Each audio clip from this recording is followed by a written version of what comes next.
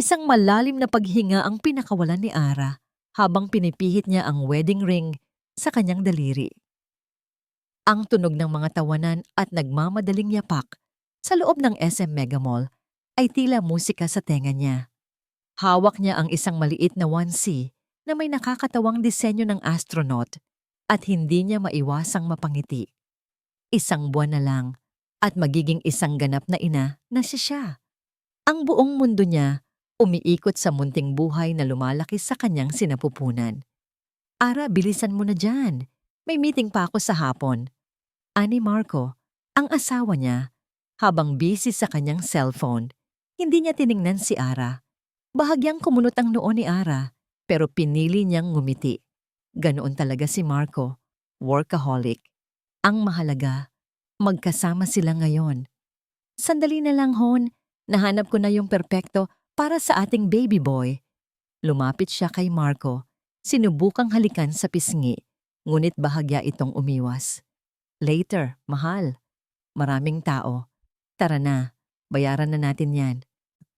Para siyang nakuryente, isang pamilyar na kirot ang tumusok sa kanyang puso. Ito na naman. Ilang beses na? Isang linggo? 2 linggo? Simula nang malaman ni Marco ang tungkol sa pagbubuntis niya, tila nag-iba ang lahat. Ang matatamis na halik ay naging iwasan, ang mainit na yakap ay naging mabilis na tapik sa balikat. Ngunit pinili niyang isantabi ang pagdududa. Siguro, stress lang si Marco sa trabaho.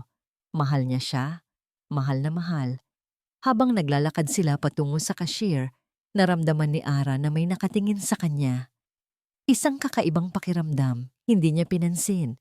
Siguro, dahil lang sa laki ng tiyan niya. Ngunit paglabas nila ng baby store, sa gitna ng mataong pasilyo, may biglang humila sa kanyang buhok. Isang matinding sakit ang kumalat mula sa anit niya. Bitawan mo ako, sigaw ni Ara. Pero huli na. Isang babae na may matatalim na tingin at mukhang galit na galit ang humarap sa kanya. Hindi niya ito kilala. Maladi mo! Traidor! Sigaw ng babae, kasabay ng malakas na sampal na tumama sa kanyang mukha. Napahawak si Ara sa pisngi. Ang tenga niya ay umalingaw-ngaw. Nahulog ang baby onesie mula sa kamay niya. Tinulak siya ng babae ng ubod lakas. Natumba si Ara. Tumama ang likod sa matigas na sahig. Marco! Sigaw ni Ara. Pilit na umabot sa kamay ng asawa. Ngunit ang kamay ni Marco ay hindi sumalo sa kanya. Sa halip nakita niya ang mukha ng asawa, puno ng gulat. At pagkatapos, nagmamadali itong lumayo. Tumalikod. Iniwan siya. Ang mundo ni Ara ay umikot. Ang sakit sa likod niya ay lumipat sa kanyang tiyan. Parang may pumunit sa loob niya. Ang babae ay lumapit ulit. Sinipa ang kanyang tiyan ng paulit-ulit. Akin lang si Marco. Hindi mo siya pwedeng agawin. At yang basura mo, hindi dapat ipanganak. Isang malalim, masakit na sigaw ang lumabas mula sa kaibuturan ng kanyang kaluluwa. Naramdaman niya ang init na dumadaloy sa pagitan ng kanyang mga hita. Dugo. Ang mga tao sa paligid ay nagkakagulo, nagtatakbuhan, sumisigaw. Ngunit sa pandinig ni Ara, tanging ang tunog lamang ng tibok ng sarili niyang puso ang naririnig niya. Isang tibok na unti-unting humihina. Sinubukan niyang umabot sa kanyang tiyan, sa munting buhay na nasa loob niya. Baby ko, anak ko. Nakita niya ang mga paa ng babae na tumatakas. At sa huling pagkakataon, bago siya lamunin ng kadiliman, nakita niya ang isang bahagi ng mukha ni Marco. Papalayo? May kausap sa cellphone at tila walang pakialam sa kanya. Isang huling halik. Hindi sa labi, kundi sa kanyang kaluluwa mula sa isang traidor. Nagising si Ara, nakahiga sa isang malambot ngunit hindi pamilyar na kama. Ang lahat ay puti, puting kisame, puting pader. At ang sakit sa tiyan niya. Wala si Marco. May narinig siyang yabag at isang babaeng nakasuot ng puting uniforme ang pumasok. Ang kanyang mukha ay puno ng pag-aalala. Ma'am Ara, gising na po kayo. Bulong ng nurse Habang dali-daling lumapit sa kanya, ang mga mata ng nurse ay tila nagtatago ng isang malaking lihim. "Nurse, anong nangyari?" Mahinang tanong ni Ara. Pilit na iniaangat ang kanyang kamay, ngunit naramdaman niya ang matalim na kirot sa bawat galaw. Ang kanyang boses ay nanginginig, hindi dahil sa sakit sa katawan, kundi sa takot sa malalaman. Napayuko ang nurse, umiiwas ng tingin. "Nagkaroon po kayo ng aksidente, ma'am. Na-comatose po kayo ng halos 2 araw. Ginawa po namin ang lahat." Ang mga salitang "ginawa po namin ang lahat" ay tila sandok ng yelo na ibinuhos sa kanya. "Ang baby ko. Anong nangyari sa baby ko?" Nag-aalangan ng nurse. Isang mahabang katahimikan ang bumalot sa silid, na tanging tanang tunog lamang ng monitor sa tabi niya ang naririnig. Ang bawat beep ay tila pinipiga ang puso ni Ara. "Ma'am Ara, kinailangan po naming ilabas ang baby ninyo ng mas maaga." Dahan-dahang sabi ng nurse, ang tinig ay puno ng habag. "Nasa incubator po siya ngayon. Napakaliit pa po niya." Lumalaban siya, ma'am. Sobrang lumalaban. Isang hikbi ang kumawala mula kay Ara. Hindi niya napigilan. Mayroong halo ng takot at galit, ngunit higit sa lahat, matinding kalungkutan. Nasa incubator ang anak niya. Napakaliit. Hindi pa nga niya nahahawakan. Hindi niya pa nakikita. Si Marco? Nasaan si Marco? Ang pangalan ng asawa niya ay lumabas ng may bahid ng pagtataka. Bakit hindi ito narito? Muling umiling ang nurse. "Wala pa po siya, ma'am. Nag-contact na po kami sa kanya pero wala pa po siyang dumarating." Parang may pumunit sa loob ni Ara. Hindi. Hindi ito totoo. Paano? Paanong hindi siya pupunta? Ang kanilang anak, ang kanilang pamilya. Kasabay ng kanyang mga luha, biglang bumukas ang pinto. Pumasok ang isang matikas na lalaki. May edad na, ngunit may seryosong tingin at malalim na mga mata. Siya si Don Emilio Lim, ang kanyang ama. "Anak ko," bulong ni Don Emilio, at mabilis na lumapit sa kanyang kama. Ang kanyang kamay ay nanginginig habang hinawakan ang pisngi ni Ara. Sa unang pagkakataon, nakita ni Ara ang luha sa mata ng kanyang malakas na ama. "Pasensya na, Ara. Hindi ka na naman naprotektahan ng ama mo." Umiling si Ara. "Papa, si Marco, nasaan siya?" Ang mukha ni Don Emilio ay nagdilim. "Huwag kang mag-alala sa traidor na yon. Ang mahalaga ngayon ay ligtas ka at ang apo ko." Huminga siya ng malalim. "Pero ipinapangako ko sa iyo, Ara. Lahat ng gumawa nito sa iyo at sa apo ko, magbabayad, kahit sino pa sila." Ang mga salita ng ama niya ay tila sumpa, at nakaramdam si Ara ng isang kakaibang lakas, pero ang galit kay Marco ay mas nangingibabaw. "Don Emilio," tawag ng isang lalaki mula sa labas ng silid. May matikas din itong tindig, nakasuot ng simpleng t-shirt at jeans, ngunit may air of authority. Si Detective David Reyes, isang pamilyar na mukha sa mga balita tungkol sa matitinding kaso. "Detective Reyes, may balita ba?" tanong ni Don Emilio. Tila nakalimutan sandali ang anak. Tumango si Detective Reyes. "Mayroon na po kaming suspek sa pambubugbog, sir. Sofia de la Cruz. Nahuli na po siya." Sa Sofia? Pilit inaalala ni Ara. Hindi niya ito kilala. "Pero sir, may kakaiba po." Patuloy ni Detective Reyes habang tinitingnan si Ara ng may bahid ng pag-aalala. "Sa video footage po, nakita po namin ang nangyari. Nakita rin po namin si Mr. Marco Villarreal." Naghintay si Ara, nagpipigil ng hininga. "Nakita po namin na umalis si Mr. Villarreal sa eksena. Ilang minuto matapos kayong bugbugin, Ma'am Ara." Diretso nitong sabi. Ang boses ay puno ng paggalang, ngunit may katotohanan. At may kausap po siya sa telepono bago pa man mangyari ang insidente. Biglang huminga ng malalim si Ara. Ang bawat salita ay tumusok sa kanyang puso. Iniwan siya ni Marco. Hindi lang iniwan, lumayo. At bago pa mangyari ang lahat, may kausap na pala ito.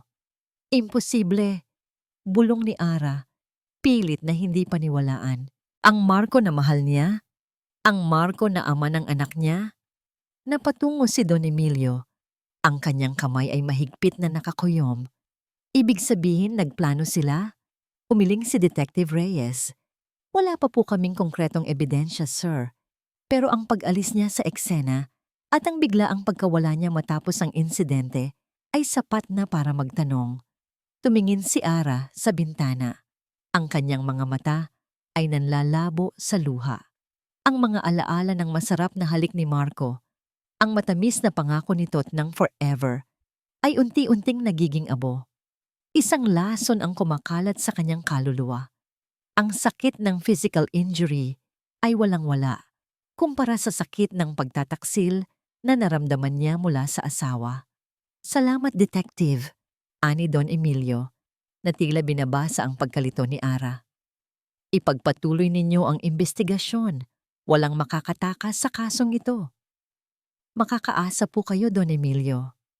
Bumalik si Ara sa pagtingin sa kanyang ama. Ang kanyang mga mata ay puno ng galit at kalungkutan. Papa, bakit? Bakit niya ako iniwan? Ang kanyang ama ay yumakap sa kanya. Ang yakap nito ay puno ng pagmamahal, ngunit din ng pait.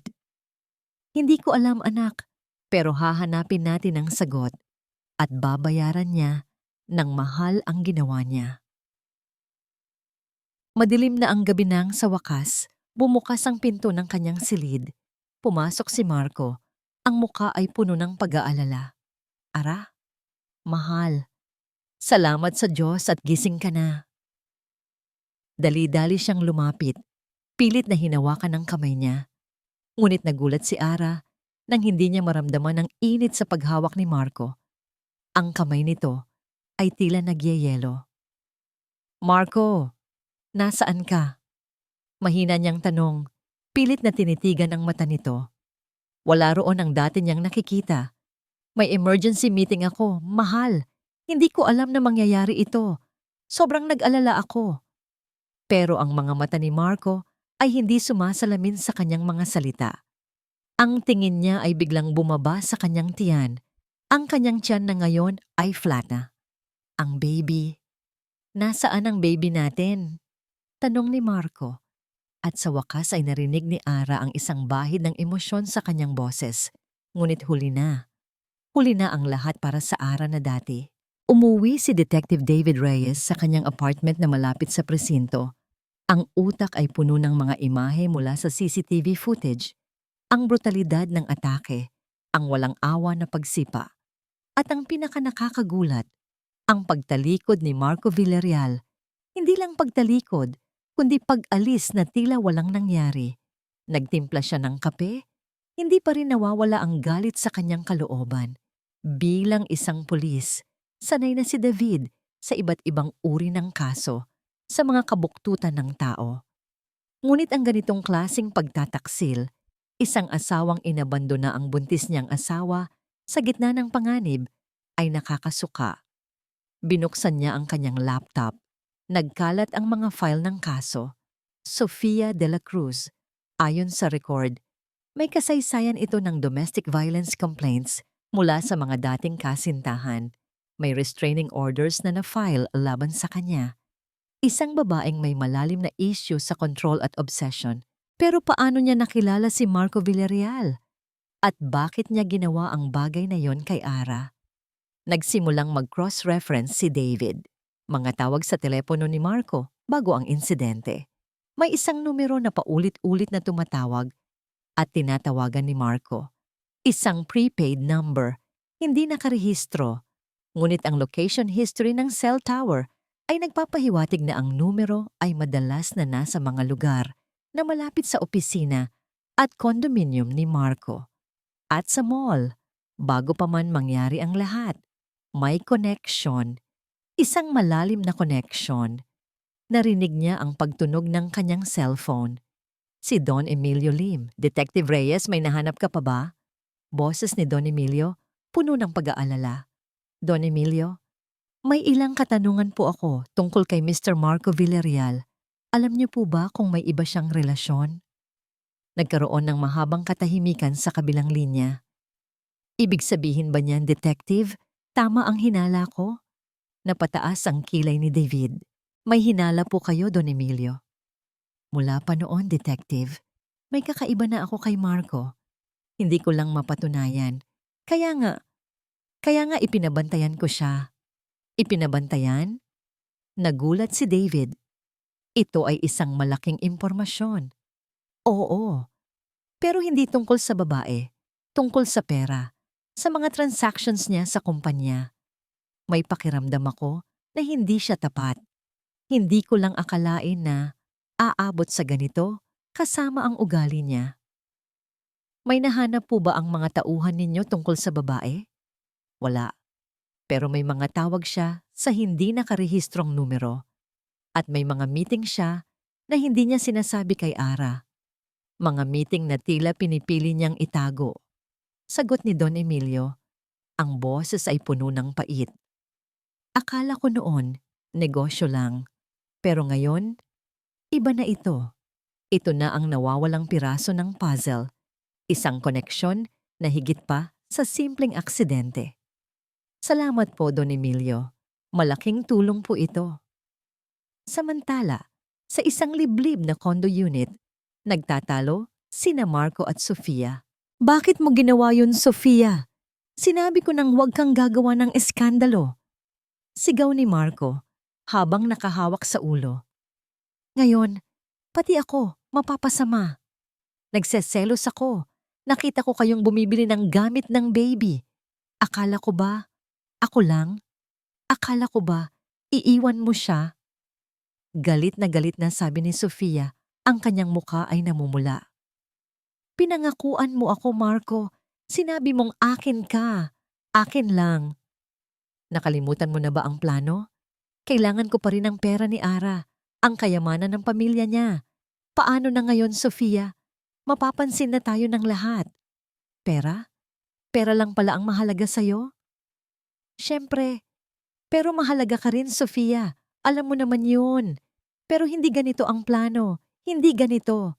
Napatigil si Sofia. Pero kung wala na ang baby, wala na si Ara, sa akin na ang lahat, di ba? Sa atin na ang lahat. Isang kakaibang nangiti ang gumuhit sa labi ni Sofia. Nagulat si Marco. Hindi niya inasahan ang ganoong klaseng pag-iisip mula kay Sofia. Wala pa si Ara. Sofia, buhay pa siya. Kaya nga kailangan mong ayusin yan, Marco. Gusto kong mawala na siya. At yang bata. Para wala nang sagabal sa atin. Ang boses ni Sofia ay nagbabanta. Puno ng pagmamay-ari. Kung hindi, isisiwalat ko ang lahat ng baho mo. Lahat ng plano mo sa pera ng pamilya ni Ara. At ang tungkol sa atin. Nanginginig si Marco. Alam niyang kayang gawin ni Sofia ang sinabi niya. Ang babaeng ito ay baliw. Ngunit siya rin ang kanyang kasabwat. Bumalik si David sa pagtingin sa screen. Ang numero ng prepaid phone. Sinubukan niyang i-trace kung sino ang madalas kausap. Isang pangalan ang lumabas sa lumang database ng subscriber info na kanyang na-access. Sofia de la Cruz. Bingo! Bulong ni David sa sarili. Ngayon, may direksyon na ang lahat. Ang susunod na hakbang ay mangolekta ng mas matibay na ebidensya. Kailangan niya ng concrete proof na ang pag-atake ay hindi random, kundi pinlano. Kinabukasan, tumunog ang telepono ni David. Si Don Emilio. Detective, may kailangan kang malaman. Ang boses ni Don Emilio ay puno ng tensyon. May pinapunta akong tauhan ko sa ospital. Sa tingin ko may mangyayari. May kakaiba kay Marco. Ano po yun, Don Emilio? May dala siyang mga papeles at ang tingin niya kay Ara. Hindi tingin ng isang asawang nag-aalala. Napatayo si David. Isang masamang kutob ang bumalot sa kanya. Kung ano man ang plano ni Marco, siguradong masahol pa ito sa pag-iwan lamang sa kanyang asawa. Ang huni ng mga makinang nakakabit sa kanya ay tila musika ng kalungkutan sa tainga ni Ara. Nakatingin siya sa kisame, blanko ang isip. Hindi niya pa nakikita ang kanyang anak. Hindi pa niya alam kung ano ang itsura nito. Ang tanging alam niya ay maliit ito, lumalaban para mabuhay. Lumalaban habang ang ama nito ay wala. Ang galit kay Marco ay dahan-dahang lumalamon sa kanya. Paano nito nagawang iwan siya? Paano nito nagawang magkunwari na nag-aalala? Gayong may kausap na pala itong iba bago pa man siya atakihin. Biglang bumukas ang pinto. Pumasok si Marco. May dalang buke ng puting rosas. Ang kanyang mukha ay puno ng pag-aalala na tila kinuha lamang sa isang soap opera. Ara, mahal ko. Lumapit siya. Pilit na hinawakan ang kamay ni Ara. Ngunit mabilis na inalis ni Ara ang kanyang kamay. Nagulat si Marco. Bakit mahal? Ayaw mo ba akong hawakan? Alam kong nag-alala ka sa akin, pero may emergency meeting talaga ako. Hindi ko naman sinasadya. Hindi mo sinasadya? Halos hindi makapagsalita si Ara. Iniwan mo ako, Marco. Iniwan mo akong duguan sa mall. Nakita kita. Tumalikod ka. Napalunok si Marco. Wala akong choice. May tumawag sa akin. Hindi ko alam kung ano ang gagawin ko. Nagpanik ako.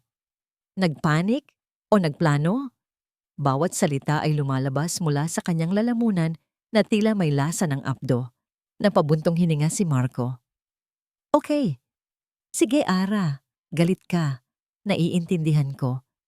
Pero kailangan nating ayusin ito para sa ating baby. Umupo siya sa tabi ng kama at biglang inilabas ang isang folder mula sa kanyang bag. Kailangan nating siguraduhin ang kinabukasan ng anak natin. Inabot niya ang mga papeles kay Ara. Kailangan mong pirmahan ito, Ara. Para mailipat natin ang ilang shares ng kumpanya ni Papa sa pangalan ko. Para sa trust fund ng anak natin. Para masigurado ang seguridad niya anuman ang mangyari sa atin. Pinilit basahin ni Ara ang mga papeles, mga kontrata, mga transfer of shares, mga dokumentong hindi niya maintindihan, ngunit nakita niya ang malaking halaga ng pera at ang kanyang pangalan bilang party of the first part. Anong ibig mong sabihin anumang mangyari sa atin? Tanong ni Ara. Ang kanyang puso ay kumakaba.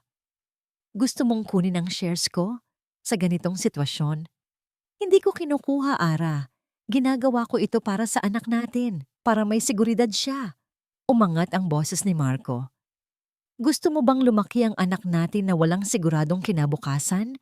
Tingnan mo ang sarili mo. Hindi mo alam kung anong mangyayari sa'yo. Ang mga salita ni Marco ay tila sampal sa kanya. Hindi siya makapaniwala sa narinig niya. Ang asawa niya, ang ama ng anak niya, ay pinagsasamantalahan ang kanyang mahinang kalagayan. Hindi ko pipirmahan yan, Marco. Matigas na sabi ni Ara. Nag-iba ang ekspresyon ni Marco. Nawala ang pag-aalala sa kanyang mukha. Napalitan ito ng matinding galit. Anong sabi mo? Hindi mo pipirmahan? Bumalik si Marco sa kanyang upuan. Ang mga mata ay nanlilisik. Huwag kang magpakabaliw, Ara. Kung hindi mo pipirmahan yan, kalimutan mo nang may asawa ka. Kalimutan mo na ring may ama ang anak mo. Hindi mo ba naiintindihan? Ang lahat ng ito ay para sa ating kinabukasan. Kung hindi ka makikipagtulungan, wala tayong kinabukasan. Para siyang nabingi. Ang bawat salita ni Marco ay bumubutas sa kanyang kaluluwa. Ito na pala ang tunay na Marco. Ang Marco na may kakayahang iwan siya sa bingit ng kamatayan. Ang Marco na handang baliwalain ang lahat para sa pera. Umalis ka, bulong ni Ara. Ang boses ay nanginginig. Ano? Umalis ka, Marco. Ayoko nang makita ang mukha mo. Sigaw ni Ara. Ang kanyang mga mata ay puno ng luha. Ngunit ngayon ay may kasamang matinding galit. Huwag kang magpapakita sa akin, sa anak ko. Umalis ka. Napatayo si Marco. Ang kanyang mga labi ay nagkuyom. Mag-iisip ka ng mabuti, Ara. Dahil kung hindi mo susundin ang sinasabi ko, pagsisisihan mo ito ng habang buhay. Ikaw at ang anak mo, pababayaan ko kayo. At umalis si Marco. Padabog na isinara ang pinto. Ang kanyang huling salita ay tila sumpa. Naiwan si Ara, umiiyak ng tahimik. Ang kanyang katawan ay nanginginig sa takot at galit. Ang kanyang puso ay nadurog. Hindi lang siya naatake physically, kundi pati na rin ang kanyang kaluluwa ay sinaktan. Ang kanyang pagtitiwala ay sinira. Biglang tumunog ang kanyang cellphone, isang unregistered number. Kumusta ang pagpirma mo, Ara? Isang tinig ng babae ang narinig niya. Si Sofia. Ang boses nito ay puno ng panunuya. Nasa panganib ang baby mo, alam mo ba? Lahat ng ito, kagagawan mo. Huwag kang lumaban, Ara. Hindi mo kaya. Kaya mong mawalan ng lahat, tulad ng mangyayari kay Marco. At sa atin. Napahigpit ang hawak ni Ara sa cellphone. Manahimik ka. Hindi mo kami mapapabagsak. Ngunit bago pa siya makasagot, ibinaba na ni Sofia ang tawag. Naiwan si Ara, nanginginig. Pakiramdam ay nasa ilalim ng isang malaking bangungot. Sino ang mapagkakatiwalaan niya? Lahat ba ay laban sa kanya? Sa labas ng silid, sa waiting area, nakaupo si Don Emilio Lim. Hawak niya ang isang maliit na recording device. Ang kanyang mukha ay seryoso, halos walang emosyon, ngunit ang kanyang mga mata ay nagliliyab sa galit. Narinig niya ang bawat salita, bawat pagbabanta, bawat panggagago ni Marco. Hindi ka makakatakas, Marco, bulong ni Don Emilio sa sarili. Babayaran mo ng doble ang ginawa mo sa anak ko at sa apo ko. Ang recording device na ibinigay ni Don Emilio Lim ay isang ginto. Narinig ni Detective David Reyes ang buong pag-uusap, ang pagbabanta ni Marco, ang malinaw na pagtatangkang manlinlang, ang walang awa na pagtrato sa asawa nitong halos mamatay. Kaya ko nang i-file ang kaso laban kay Marco Villarreal, Don Emilio? Sabi ni David sa telepono, ang boses ay puno ng determinasyon. May sapat na tayong ebidensya para sa financial fraud at attempted coercion. Dagdag pa rito ang pag-abandona niya sa asawa niya sa pinangyarihan ng krimen. Mabuti kung ganon, detective. Tugon ni Don Emilio. Gusto ko siyang makulong at ayoko na siyang makalapit pa kay Ara at sa apo ko. Pero Don Emilio, handa po ba kayo sa posibleng backlash? Si Mr. Villarreal ay may impluensya, may pera. Pipilitin niyang takpan ng lahat. Hayaan mo siya. Hindi ko siya uurungan. Sisiguraduhin kong lalabas ang katotohanan. At gagawin ko ang lahat para protektahan ang aking pamilya. Matigas na sabi ni Don Emilio. Napatango si David. Kilala niya si Don Emilio bilang isang taong may paninindigan. Ito ang klase ng tao na hindi susuko hanggat hindi nakakamit ang hustisya. Nagsimula si David sa pagbuo ng kaso. Isang kaso na hindi lamang tungkol sa isang pambubugbog, kundi isang malalim na web ng pagtataksil, kasakiman, at pagpapabaya. Ngunit hindi naging madali. Gaya ng inaasahan, ginamit ni Marco ang kanyang mga koneksyon. May mga balita na lumabas sa tabloids na nagpapahiwatig na may third party sa relasyon ni Ara at Marco. Pilit na iniiba ang istorya. May mga tawag na natanggap ang istasyon ni David mula sa mga impluensyal na tao. Pilit na pinalalabas na maliliit na isyu lamang ang kaso. Detective Reyes, pinapatawag ka ng chief, sabi ng isang kasamahan niya. May complaint na raw galing sa kampo ni Marco Villarreal. Excessive investigation daw. Nang makaharap niya ang chief, nakita ni David ang pagod sa mukha nito. David, alam kong trabaho mo ito, pero kailangan nating maging maingat. Marco Villarreal is a powerful man. Hindi natin pwedeng basta-basta kalabanin. Pero Chief, may sapat po tayong ebidensya. May recorded conversation, may CCTV footage. Malinaw po ang kaso. Napabuntong hininga ang Chief. Alam ko, pero kailangan nating maging matalino. Hanapin mo ang mga butas sa kanyang depensa. Bawat maliit na detalye. Dahil pipilitin nilang hanapin ang mga butas sa atin. Lumabas si David mula sa opisina ng chief, puno ng frustrasyon. Alam niyang ito ay isang laban na hindi lamang sa korte, kundi pati na rin sa loob ng sistema. Ngunit habang nagpapahinga siya, naisip niya si Ara. Ang kanyang mahinang katawan, ang kanyang takot, ang kanyang determinasyon na lumaban para sa anak niya. Naramdaman ni David ang isang kakaibang koneksyon kay Ara. Hindi lang bilang isang biktima, kundi bilang isang tao. Isang pagnanais na protektahan siya, higit pa sa kanyang profesional na tungkulin. Kailangan niyang puntahan si Ara, hindi para sa investigasyon, kundi para magbigay ng lakas. Pagdating niya sa ospital, nakita niya si Ara, nakatulala pa rin sa bintana. Ang kanyang mukha ay payat, ngunit mayroong kakaibang glint sa kanyang mga mata. Isang glint ng determinasyon. "Kumusta po kayo, Ma'am Ara?" tanong ni David. Lumapit sa kanya. Napalingon si Ara, bahagyang nagulat. "Detective Reyes, bakit ka narito?" "Gusto ko lang po kayong kumustahin," sagot ni David, at umupo sa upuan sa tabi niya. "Alam kong mahirap ang pinagdadaanan ninyo, pero gusto ko lang ipaalam sa inyo na ginagawa namin ang lahat. Lalabas ang katotohanan." Tumingin si Ara sa kanya. Ang kanyang mga mata ay nagbabasa sa mukha ni David. "Talaga bang mananalo kami?" "Mananalo tayo, Ma'am Ara," tugon ni David, puno ng paninindigan. "Dahil sa panig natin ang katotohanan at ang batas."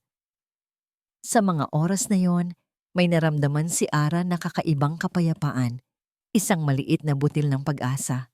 Ang presensya ni David ay tila isang matatag na pader sa harap ng bagyo na kinakaharap niya. Ilang araw ang lumipas. Ang kaso laban kay Marco Villarreal ay na-file na. Ang balita ay kumalat na parang apoy sa social media at sa mga pangunahing network. Nagtataka si David kung paano magiging reaksyon si Sofia de la Cruz.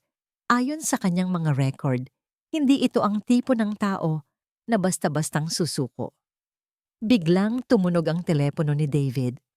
Isang tawag mula sa isang contact niya sa Bureau of Corrections. "Detective Reyes, may balita ako," sabi ng kanyang contact. "May nangyari kay Sofia de la Cruz." "Ano?" Sinubukan niyang mag-suicide sa kanyang cell, pero nahuli siya. Ngayon, under observation siya. Pero ang sabi niya, "Hindi pa ako tapos. Hindi pa tapos ang laro." Napahigpit ang hawak ni David sa telepono. Isang masamang kutob ang gumapang sa kanyang likod. Ito ay hindi lamang tungkol sa hustisya. Ito ay tungkol sa isang baliw na babae na handang gawin ang lahat para sa kanyang obsession. At alam niyang hindi pa talaga tapos ang lahat. Ang bawat araw sa ospital ay tila isang walang katapusang paghihintay. Paghihintay sa paggaling. Paghihintay na makita ang kanyang anak. Paghihintay sa hustisya. Ang mga sugat sa katawan niya ay dahan-dahang naghihilom, ngunit ang sugat sa kanyang puso at kaluluwa ay nananatiling sariwa. Sa wakas, dumating ang pinakahihintay na araw. Isang araw na nagbigay sa kanya ng panibagong lakas. Ang araw na una niyang nakita at nahawakan ng kanyang anak. Dahan-dahang ipinasok ng nurse si Ara sa Neonatal Intensive Care Unit, NICU. Ang tunog ng mga monitor at ang maliit na incubator ay ipumuno sa silid. Sa loob ng incubator, isang napakaliit na nilalang ang nakahiga, nakakabit sa iba't ibang tubo at wire. "Siya po ang baby ninyo, Ma'am Ara," bulong ng nurse, puno ng pagmamalasakit. Nanlaki ang mga mata ni Ara, ang kanyang puso ay biglang bumilis. Isang munting kamay ang kumawala mula sa kumot. Napakaliit, halos kasing laki lamang ng kanyang hinlalaki. "Anak ko," ibulong ni Ara, at sa unang pagkakataon, matapos ang lahat, napangiti siya. Isang luha ng kaligayahan ang dumaloy sa kanyang pisngi. Ang munting buhay na ito ay ang kanyang pag-asa, ang kanyang lakas, ang kanyang rason para lumaban. Lumalaban po siya, ma'am. Palagi po siyang lumalaban. Gaya ninyo, dagdag ng nurse. Hinawakan ni Ara ang gilid ng incubator, pilit na inabot ang kamay ng kanyang anak. Lalaban tayo, anak. Lalaban tayo para sa'yo. Mula sa sandaling iyon, nag-iba ang pananaw ni Ara. Hindi na siya isang biktima. Siya ay isang ina. Isang ina na handang gawin ang lahat para sa kanyang anak. Ilang linggo ang lumipas sa tulong ng kanyang ama at ni Detective Reyes, ang kaso laban kay Marco Villarreal ay umusad. Ang pagdinig sa korte ay itinakda. Ang araw na yon ay puno ng nerbiyos at kaba. Dahan-dahang pumasok si Ara sa silid ng korte, hawak ang kamay ng kanyang ama. Ang mga kamera ng media ay nakatutok sa kanya. Ang mga bulungan ng mga tao ay tila tunog ng pukyutan. At doon, nakita niya si Marco. Nakaupo sa kanyang silya, sa tabi ng kanyang abogado, na tila walang kinalaman sa lahat ng nangyari.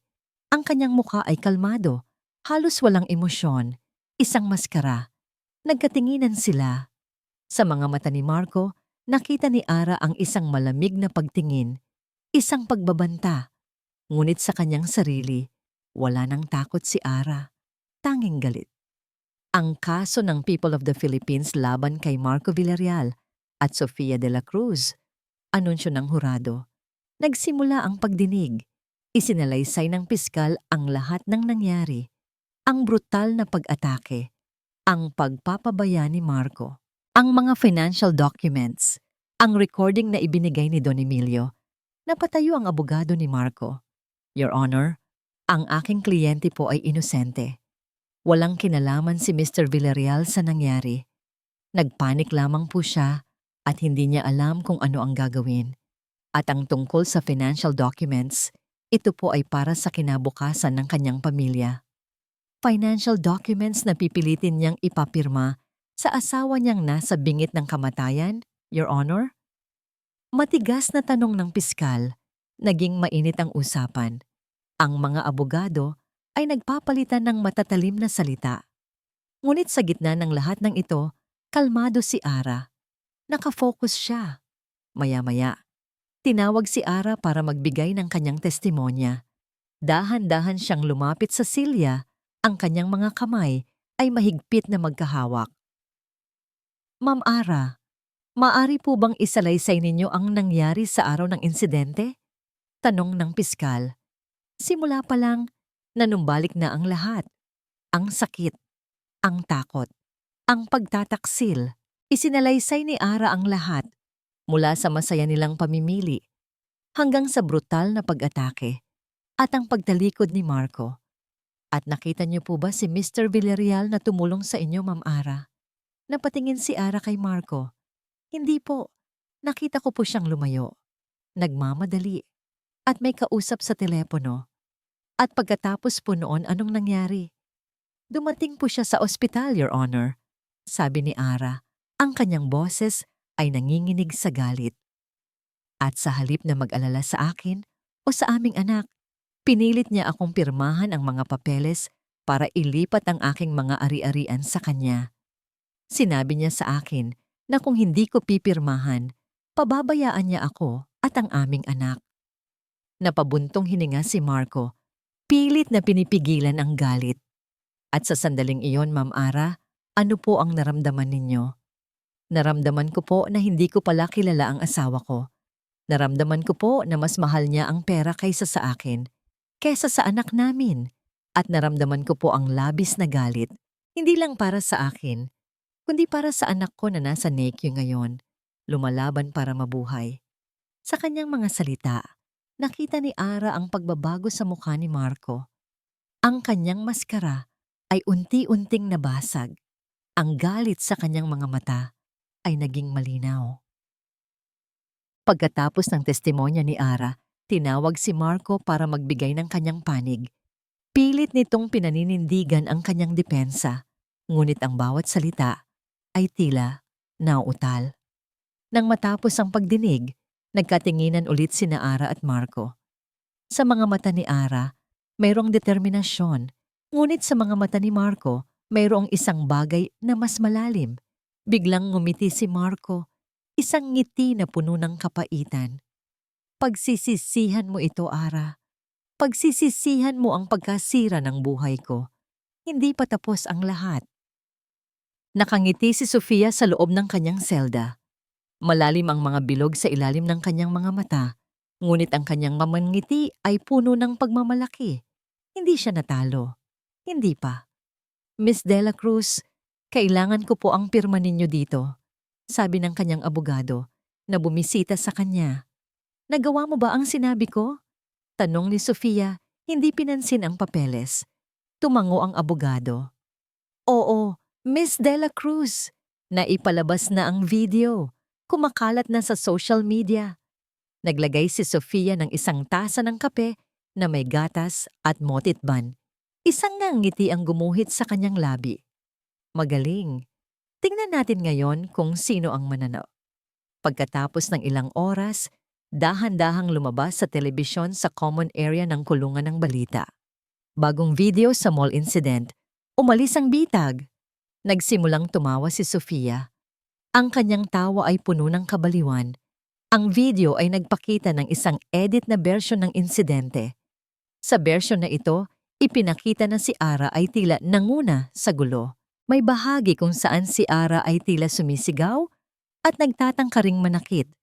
Bago pa man siya saktan ni Sofia. Ang mga anggulo ng kamera ay pinili ng maingat upang mabigyan ng impresyon na si Ara ang nag-provoke. Isang voiceover ang nagsabi na self-defense lamang ang ginawa ni Sofia. Agad na kumalat ang video. Maraming netizens ang kumampi kay Sofia na nagpapahiwatig na may dalawang panig ang bawat kwento. Ang mga komento sa social media ay umalingaw-ngaw sa kanyang selda. Victim blaming ang sigaw ng ilan, habang ang iba ay pinagsamantalahan lang si Sofia. Tingnan mo, Ara. Bulong ni Sofia sa sarili habang nakatitig sa kisame. Hindi mo ako kayang talunin. Hindi mo ako kayang agawan ng Marco ko. Kahit sa huling hininga, gagawin ko ang lahat para ikaw ang lumabas na masama. Naramdaman niya ang kakaibang kagalakan. Akala ng lahat ay tapos na. Akala ng lahat ay wala na siyang laban. Pero nagkakamali sila. Sa labas ng kulungan sa mundo ni Ara, ang video na yon ay isang bomba. Nakasandal si Ara sa balikat ni Don Emilio habang nanonood ng balita. Ang kanyang mga mata ay nanlalabo sa luha. Papa? Bakit? Bakit? Bakit ganoon? Hindi totoo yan. Huwag kang maniwala dyan, anak. Gawa-gawa lang yan. Matigas na sabi ni Don Emilio. Ngunit sa kanyang boses ay may bahid ng pag-aalala. Mabilis na kumalat ang mga negatibong komento tungkol kay Ara. Maraming netizens ang nagdududa sa kanyang kwento. Maraming nagsasabi na hindi pala siya kasing inosente gaya ng inaakala. Ara, kailangan nating maging matibay, sabi ni David na bumisita sa kanila. Ito ang huling baraha ni Sofia. Alam nating peke iyan. Pero paano, detective? Paano natin mapapatunayan? Maraming naniniwala sa kanila. Napasabunot si David sa kanyang buhok. May koneksyon sila sa media. Alam kong may kukuha ng kwento niya. Pero mayroon tayong mas malakas na ebidensya. Nang gabing iyon, hindi makatulog si Ara. Ang bawat komento, ang bawat pagdududa, ay parang punyal na tumutusok sa kanya. Ang kanyang anak, na unti-unting lumalakas sa NICU, ay ang tanging nagbibigay sa kanya ng rason para lumaban. Ngunit pakiramdam niya ay nilalamon na siya ng dilim. Bakit ganito? Bakit hindi nila maintindihan? Bulong niya sa sarili habang nakatingin sa kisame. Bakit hindi sila naniniwala sa akin? Kinabukasan, nagising si David na puno ng enerhiya. May ideya siya. Isang ideya na sana ay makapagpabago sa lahat. Agad siyang tumawag kay Don Emilio. Don Emilio, may naisip po akong paraan. para i-debunk ang video ni Sofia. Ano yon, detective? Naalala niyo po yung hidden camera na inilagay ninyo sa mall, bukod sa CCTV? Nagulat si Don Emilio. Oo. Paano mo nalaman?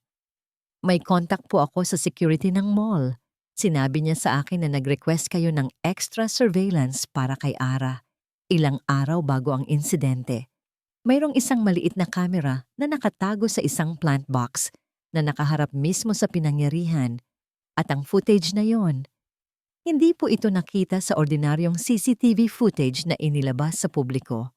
Nanlaki ang mga mata ni Don Emilio. Kung gayon, ibig sabihin, Don Emilio, meron tayong original, raw footage ng buong insidente mula sa isang anggulo na hindi nila inaasahan.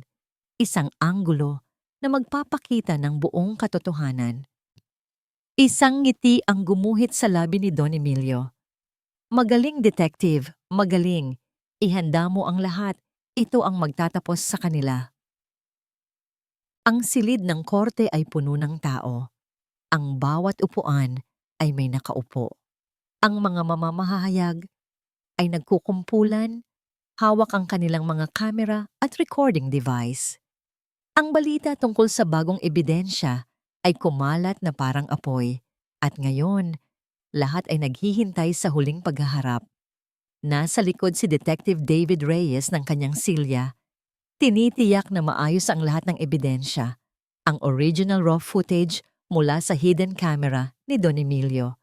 Ang forensic analysis na nagpapatunay na ang video ni Sofia ay pinagsama-sama at na-edit. Ang recording ng pagbabanta ni Marco. Pumasok si Sofia, nakasuot ng simpleng damit pangkulungan, ngunit ang kanyang mga mata ay nananatiling matalim. Sa tabi niya, si Marco, na ngayon ay payat at tila matamlay, ngunit pilit pa ring pinapanatili ang kanyang composed facade. Nandoon din si Ara, kasama si Don Emilio. Ang kanyang mukha ay puno ng kaba, ngunit mayroong kakaibang lakas sa kanyang mga mata. Ngayon, hindi lang siya para sa sarili niya lumalaban, kundi para sa kanyang anak. Ang kaso ng People of the Philippines laban kina Marco Villarreal at Sofia de la Cruz, anunsyo ng hurado. Handa na ba ang magkabilang panig? Handa na po, Your Honor, sabi ng piskal. Nagsimula ang huling paghaharap. Tinatawag po namin ang aming susunod na testigo, si Detective David Reyes, sabi ng piskal. Lumakad si David patungo sa harap. Ang kanyang mga mata ay seryoso. Detective Reyes, mayroon po ba kayong impormasyon tungkol sa video na kumalat kamakailan sa social media? Tanong ng piskal. Mayroon po, Your Honor, sagot ni David.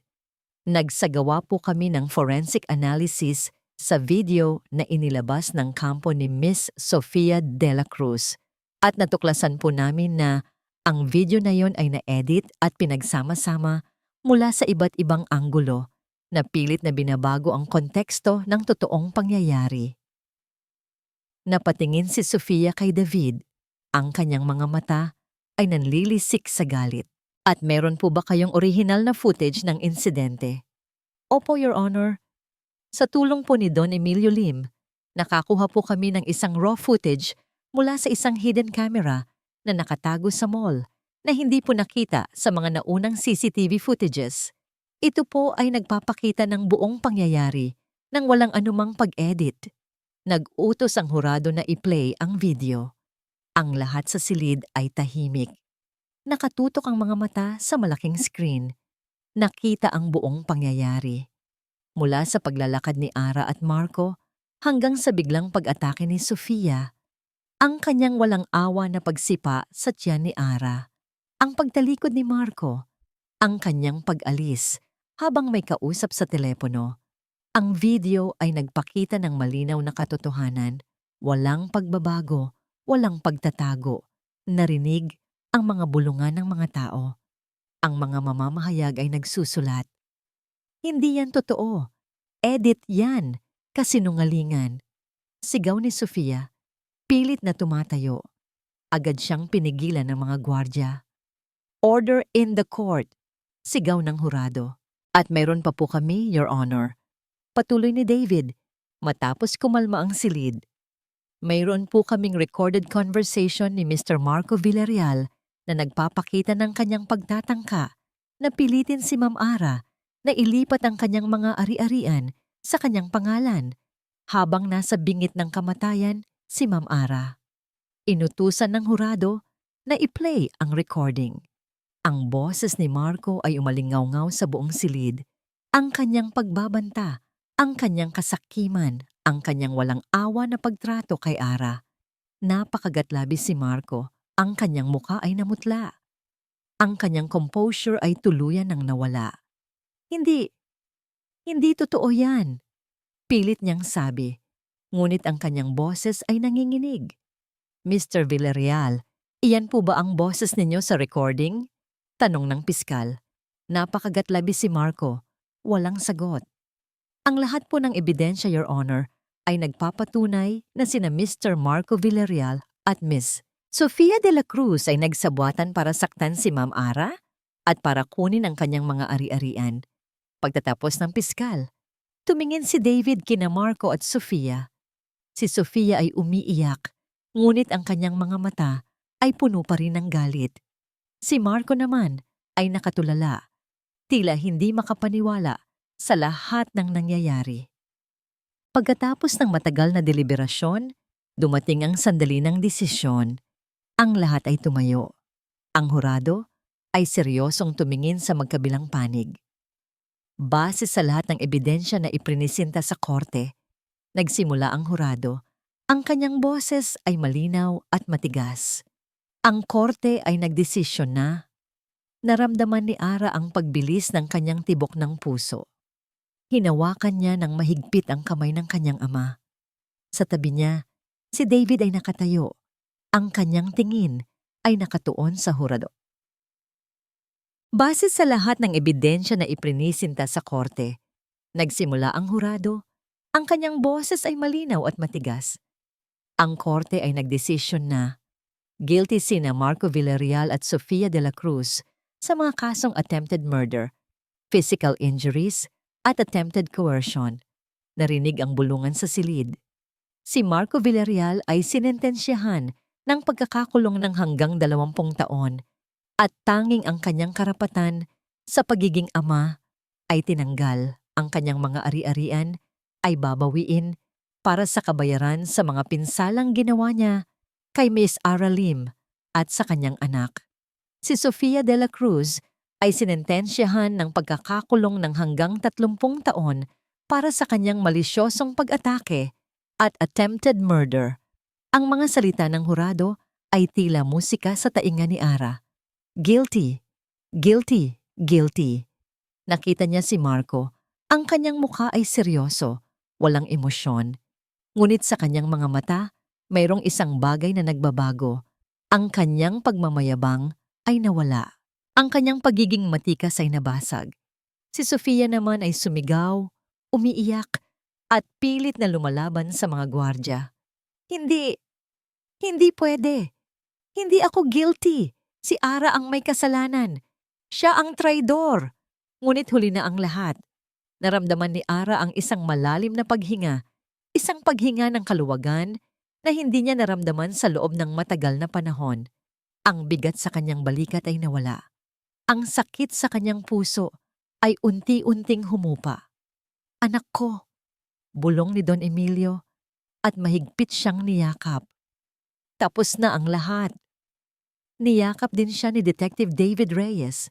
Ang kanyang yakap ay malakas, ngunit puno ng pag-aalala. Ginawa natin ito, Ara. Ngumiti si Ara. Isang ngiti na tunay. Isang ngiti na puno ng pag-asa. Salamat, Detective. Maraming salamat. Ilang araw matapos ang pagdinig, umuwi si Ara sa kanyang bahay. Ang bahay na ito ay puno ng alaala ni Marco. Ngunit ngayon, pakiramdam niya ay malinis na ito. Malinis sa lahat ng kasamaan. Dahan-dahan siyang naglakad patungo sa silid ng kanyang anak.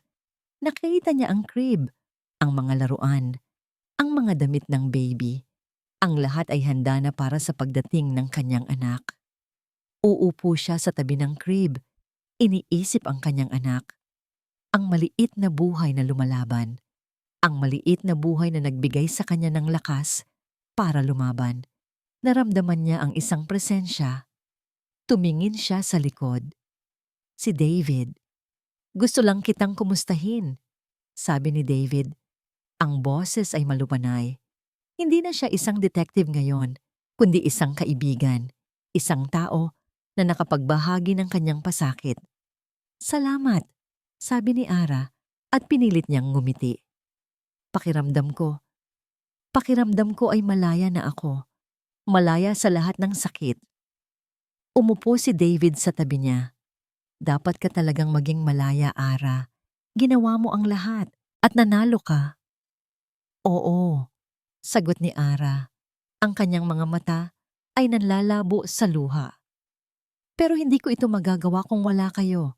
Kung wala si Papa. Kung wala ka. Nagkatinginan sila. Sa mga mata ni David, nakita ni Ara ang isang bagay na kakaiba. Isang pagmamahal na tapat. Isang pagmamahal na walang halong kasakiman. Ara. Nagsimula si David, ngunit hindi niya natapos ang kanyang sasabihin.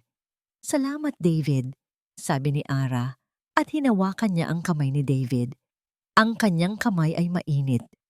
Ang kanyang kamay ay puno ng kapayapaan. Ilang linggo ang lumipas. Sa wakas, inilabas na ang anak ni Ara mula sa NICU. Isang napakagandang baby boy na pinangalanan niyang Leo. Leo, na nangangahulugang leon. Isang leon na lumaban para mabuhay. Niyakap ni Ara ang kanyang anak at naramdaman niya ang isang pagmamahal na walang kapantay. Ang lahat ng sakit, ang lahat ng pagdurusa, ang lahat ng pagsubok, ang lahat ay nagkaroon ng saysay. Nandoon si Don Emilio, masayang-masaya na hawak ang kanyang apo. Nandoon din si David, nakangiti, tinitingnan si Ara at ang kanyang anak.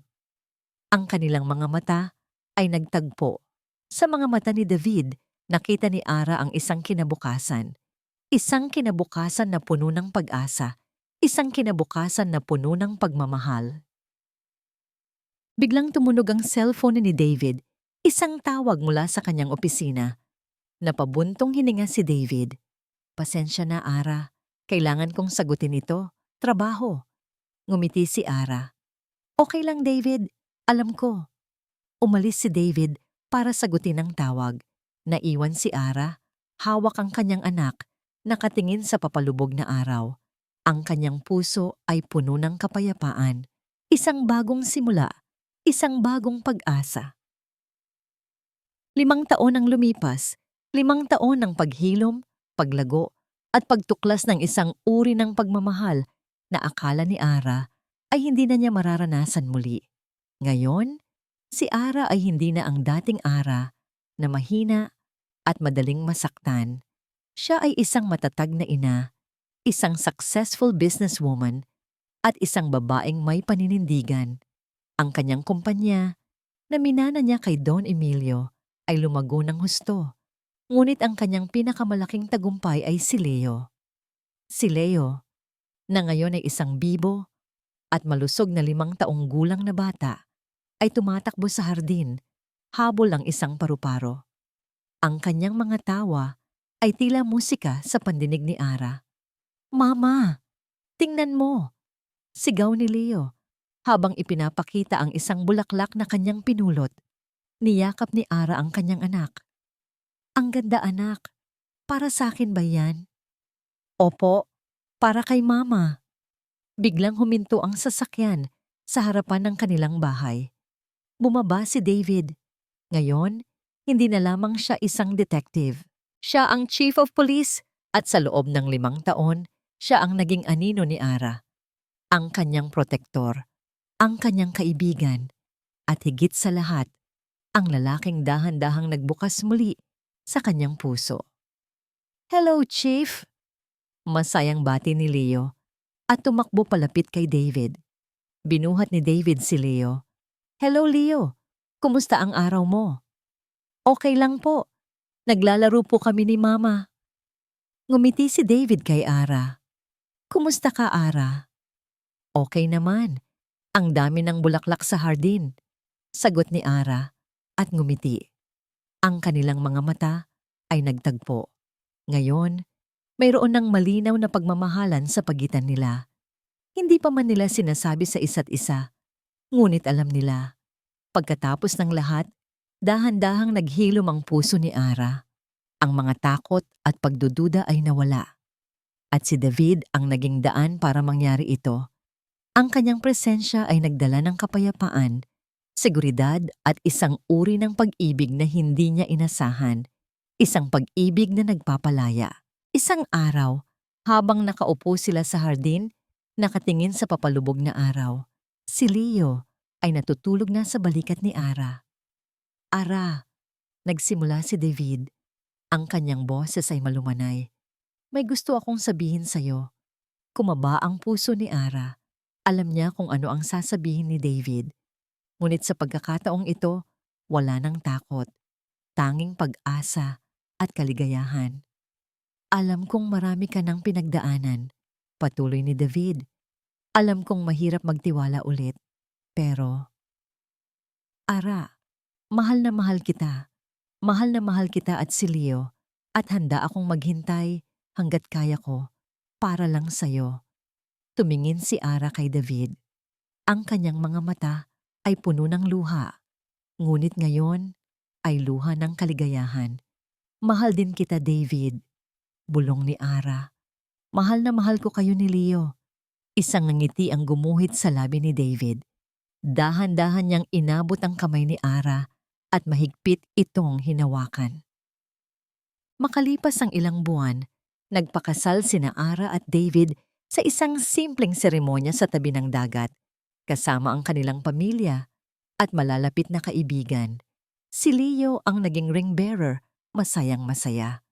Ang araw na yon ay hindi lamang ang simula ng bagong kabanata sa buhay ni Ara at David, kundi ang pagpapatunay na ang tunay na pagmamahal ay may kakayahang pagalingin ang lahat ng sugat, na ang hustisya ay laging nanaig, at nasa gitna ng lahat ng kadiliman, laging may pag-asa. 5 taon matapos ang lahat, sa loob ng kulungan, si Marco Villarreal ay nakatingin sa labas ng bintana. Ang kanyang mukha ay puno ng pagsisisi. Ang lahat ay nawala sa kanya. Ang kayamanan, ang kapangyarihan, ang pamilya. Ang kanyang kinabukasan ay nilamon ng kanyang sariling kasakiman. Si Sofia de la Cruz naman ay nananatiling baliw, na paulit-ulit na sumisigaw ng pangalan ni Marco at pilit na pinaninindigan na magkasama pa rin sila. Samantala, sa isang lumang bahay sa probinsya, si Ara at David ay magkasama. Pinapanood ang kanilang mga anak na naglalaro sa hardin. Isang bagong baby girl ang dumating sa kanilang buhay na pinangalanan nilang Hope. Hinawakan ni David ang kamay ni Ara. Masaya ka ba, mahal? Ngumiti si Ara. Sobrang saya, David. Higit pa sa inaasahan ko. Dahil sa'yo. At dahil sa pag-ibig na ito, ang kanilang kwento ay patunay na kahit gaano pa kadilim ang pinagdaanan, laging may pag-asa sa pagbangon, na ang tunay na pag-ibig ay hindi kailanman magiging sanhi ng sakit, kundi magiging daan sa paghilom at paglago. Ang pag-ibig na yon ay ang bagong simula, ang bagong kabanata, ang kanilang happy ending.